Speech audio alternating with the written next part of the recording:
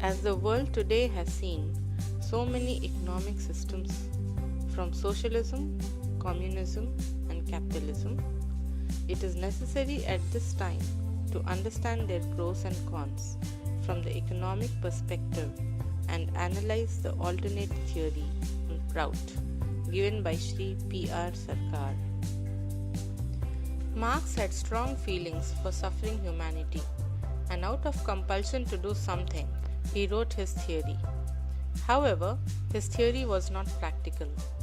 The book's Marx reflected his concern for the downtrodden humanity and even convinced many people. Leaders like Lenin and Mao took up the task of materializing his ideas in society. They were not bad people, but as they tried to materialize the theory of Marx, they encountered many practical difficulties. Realizing that the theory was defective, they became frustrated and started committing many atrocities. Stalin was a demon who killed millions of people. In communist system, the central authority dictates the means and quantity of production and places strict rules on businesses. Since there is no competition among firms, each is given the same amount of money and each worker is paid the same, with the same expectations of each. All businesses are ultimately owned by the government. Population tends to be treated homogeneously, means that the common goal or sets of rules will not apply to different segments of population and community. Without a price mechanism, supply and demand are difficult to balance perfectly over time. When the object is subtle, the mind becomes subtle, and when the psychic structure becomes subtle, the thinking power is developed and higher ideas are created. If one meditates on materialistic ideas, the mind will become crude and materialistic.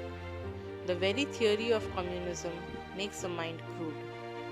Communism is unable to provide the proper environment for the creation of a strong, solid psychic and intellectual structure.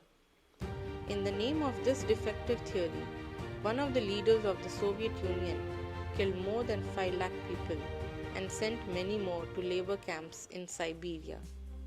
Among all the anti-human and homicidal theories that have been created in this world, communism is the most barbarous. Countries which have both laborious and intellectually developed citizens have never accepted communism. The cooperative movement first started in England, and the spirit of the cooperation is reflected in many aspects of British society.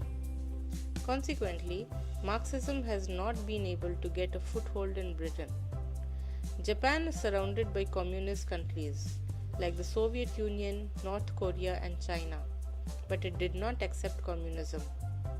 The citizens of the country, as well as some other countries, are both laborious and intellectually developed, hence they have rejected Marxism. Previously in India, some meritorious students accepted Marxism as the best theory out of the bad lot, but they did not embrace it as their ideology of life. Now the cream of the university students are not attracted towards Marxism because Marxism is a symbol of intellectual hollowness. In communist countries, the party leaders used all their strength and every possible approach, force of arms, terror, and control over freedom of speech to keep the people oppressed. But today, the conscience of the party leaders has revolted against these methods. This was the reason why the student movement in China was not suppressed for a long time. Defects of capitalism: inequality, unequal distribution of wealth. The benefits of capitalism are rarely equitable and distributed. Wealth tends to accrue to a small percentage of the population. This means that the demand for luxury goods is often limited to a small percentage of the workforce. The nature of capitalism can cause this inequality to keep increasing. Financial instability, economic cycle. Capitalism relies on financial markets, shares, bonds, and money markets. But financial markets have a tendency to cause booms and busts. But this boom can quickly turn into a crash when market sentiment changes.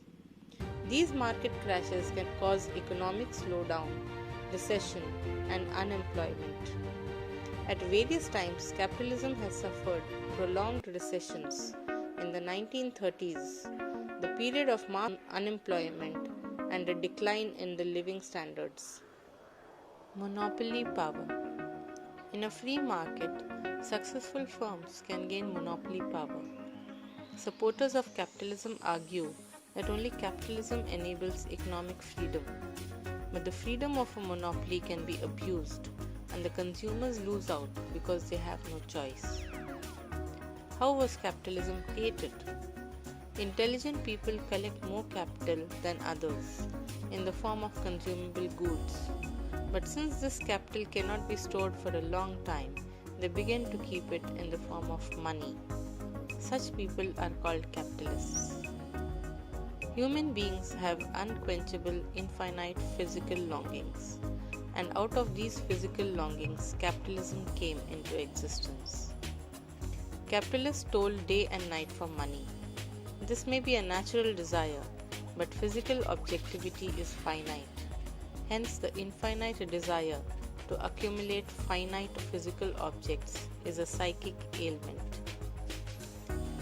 To accumulate massive wealth, they reduce others to skin and bones, not by hunger, and force them to die of starvation.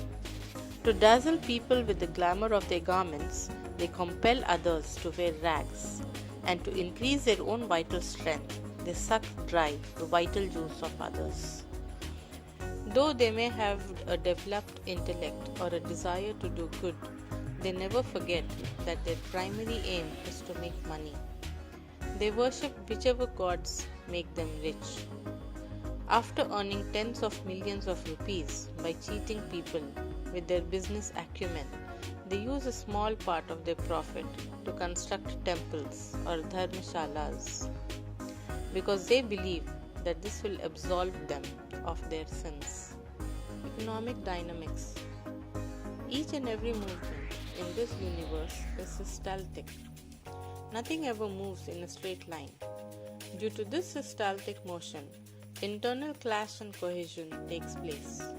The ups and downs of socio-economic life in different phases of social order are sure to take place due to this systaltic principle. When the period of pause is long, society goes through a phase of extended staticity, and it may lose all its dynamic movement or even cease to exist. If there is a lack of dynamic force in the phase of pause, then the stage of dynamicity may not come in the subsequent phase. The downfall of both capitalism and communism is inevitable due to their inherent staticity. Both capitalism and communism are on the verge of extinction from the world. The external and internal spheres of capitalism have ordinary acceleration, but there is a contradiction between its internal and external spheres. The contradictions in capitalism are due to the self-centered, profit-motivated psychology and the accumulation of wealth for the benefit of a few rather than the welfare of all. Hence, capitalism is not congenial to the integrated growth of human progress. A day is therefore sure to come when capitalism will burst like a firecracker. Marxism too is a transitory phenomenon. In the external sphere of Marxism, there is only ordinary acceleration, and in the internal sphere, there is staticity. The result is negative dynamicity. That is why Marxism can never be a success either. The panacea. Prout is a panacea for the integrated progress of human society. It aims to bring about equilibrium and equal poise in all aspects of socio-economic life through total restructuring economics. We are near the last stage of the Vaishya era. If an impact is created, it will help the suffering humanity. It is the most opportune moment for creating an all-round evolution. This is a new sub-theory under Prout's theory and may be called Gati Vigyana, the science of dynamics in Prout. Some specialities of Prout's economic system. Guaranteed minimum requirements. Prout's economic system guarantees the minimum requirements of life, that is food, clothing, accommodation, medical treatment and education, to each and every person. Once the minimum requirements have been guaranteed, the surplus wealth is to be distributed among the people with special qualities and skills such as physicians, engineers and scientists, because such people play an important role in the collective development of society. The quantum of minimum requirements should be progressively increased so that the standard of living of the common people is always increasing. The concept of equal distribution is a utopian idea.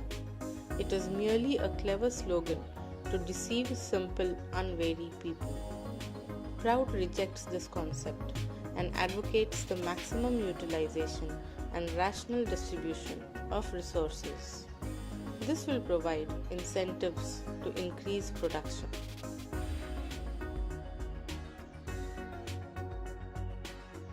Increasing purchasing capacity.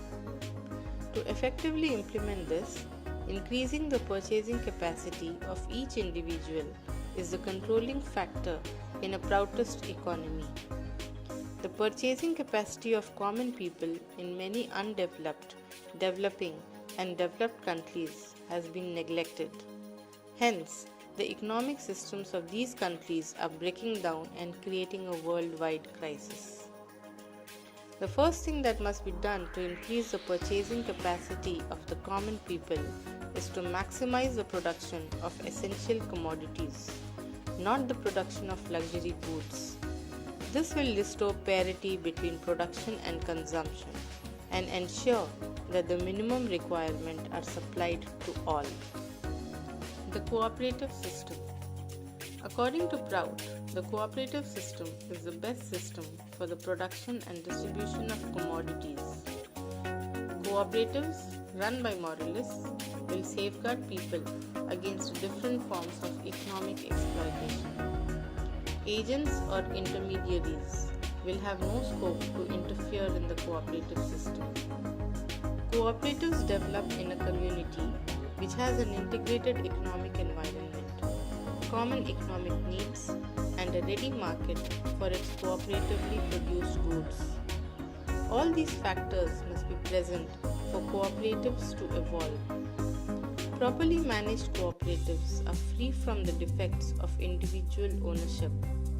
Production can be increased as required in cooperatives due to their scientific nature. For their success, cooperative enterprises depend on morality, strong administration, and the wholehearted acceptance of the cooperative system by the people. Wherever these three factors are evident, in whatever possible measure, cooperatives will achieve proportionate success. The latest technology should be used in the cooperative system, both in production and distribution. Appropriate modernization will lead to increased production. Cooperatives managers will be elected from among those who have shares in the cooperatives. Members of agricultural cooperatives will get dividends in two ways: according to the land they donated to the cooperative and according to the amount of their productive manual or intellectual labor. To pay this dividend initially, the total produce should be divided on a 50-50 basis. 50% should be distributed as wages and 50% should be paid to the shareholders in proportion to the land they donated. Local people should get first preference in participating in cooperative enterprises. Developmental planning should be adopted to bring about equitable development in all regions instead of just some particular regions. Local wealth and other resources and potentialities should be utilized in this development plan. Industrial development. Prout divides the industrial structure into three parts: key industries, managed by the immediate or the local government, cooperatives, and private enterprises. This system will eliminate confusion regarding whether or not a particular industry should be managed privately or by the government, and will adopt duplication between the government and the private enterprises. In many undeveloped and developing countries of the world, there is an excessive population pressure on agriculture. It is improper if more than 45% of the population is employed in agriculture. In villages and small towns, a large number of agro-industries and agrico-industries should be developed to create new opportunities for employment. In addition, agriculture should be given the same status as industry so that agricultural workers will understand the importance and value of their labor. According to the wages policy of Prout, wages need not be accepted only in the form of money. They may be accepted in the form of essential goods or even services. It is advisable to gradually increase this component of wages in adjustment with the monetary component of wages. Prout supports maximum modernization in industry and agriculture by introducing the most appropriate scientific technology. Yet modernization and rationalization should not lead to increased unemployment. In Prout's collective economic system, full employment will be maintained by progressively reducing work hours as the introduction to appropriate scientific technology increases production. This is not possible in capitalism. Decentralization. Prout advocates a new and unique approach to decentralization based on the formation of socio-economic units throughout the world. Socio-economic units should be formed on the basis of factors such as common economic problems, uniform economic potentialities, ethnic similarities, common geographical features, and people's sentimental legacy, which arises of common socio-cultural ties like language and cultural expression. Each socio-economic unit will be completely free to chalk out its own economic plan and the methods of its implementation. With each socio-economic unit, there will be decentralized planning, which is called block-level planning. In Prout, block-level planning boards will be the lowest level planning bodies. One political unit, such as a federal or a unitary state, may contain a number of socio-economic units. These units must be guaranteed full freedom to achieve economic self-sufficiency through the implementation of their own economic planning and policies. Their individual socio-economic interests with the collective socio-economic interests, the outflow of economic wealth from a region will cease and exploitation will be completely rooted out. The right of full employment for all local people will be guaranteed, and the employment of local people will take precedence over non-local people. Where there is no proper economic development, surplus labor develops. In fact, all underdeveloped economic regions suffer from surplus labor, and when the surplus labor migrates to other regions, the region remains undeveloped forever. In areas of surplus labor, provision should be made to immediately employ the local people. While providing employment to local people, local sentiments should also be given consideration. Maximum agro-industries and agrico-industries should be established on the basis of socio-economic potential of the region, and various other types of industries should be established according to the collective needs. This approach will create enormous opportunities for new development. Through such an employment policy, increasing the standard of living of local people will be possible.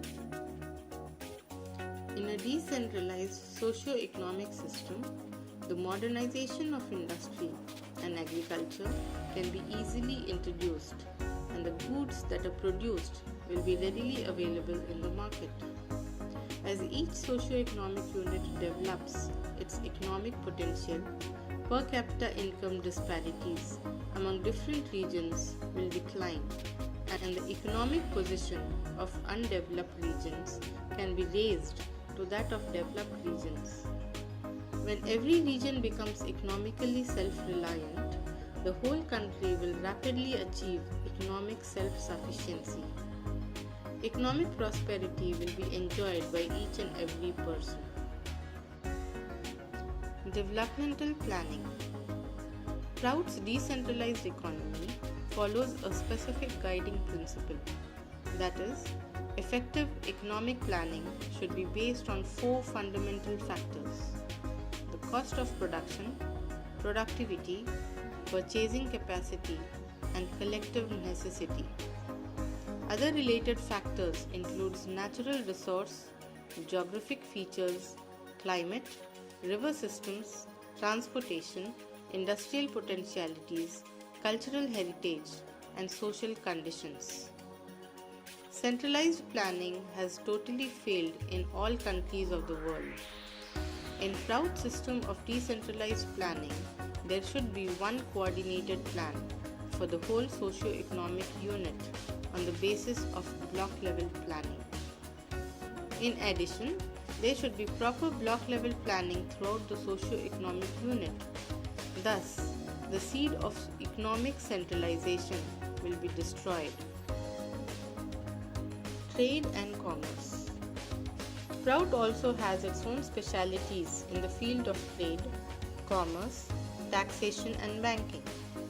The distribution of essential commodities will have to be done entirely through consumer cooperative, not through the government, businessmen or different level of middlemen.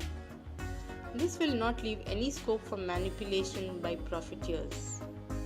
As far as possible, barter system should be basis for trading among self-sufficient socio-economic units. Essential commodities will have to be entirely tax-free. There will be no income tax. Instead, taxes should be levied at the starting point of production. The banking system will have to be managed by cooperatives.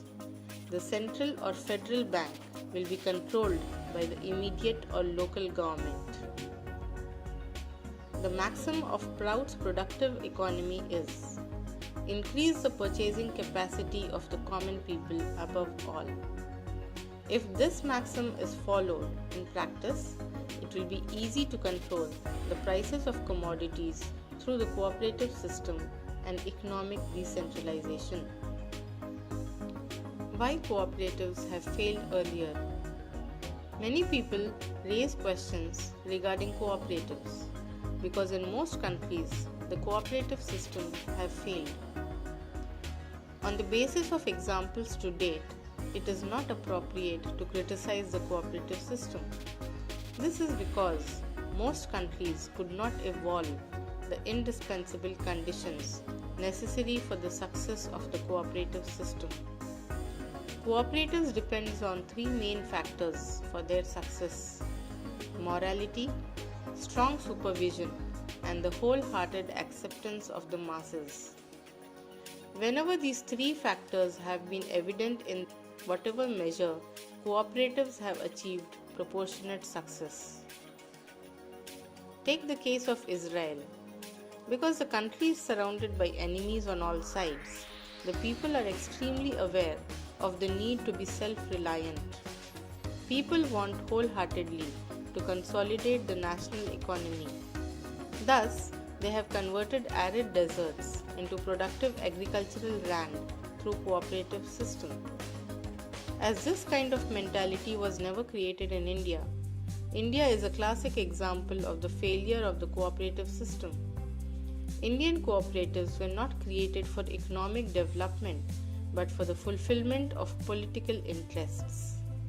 Under such circumstances, it was impossible for cooperative systems to succeed.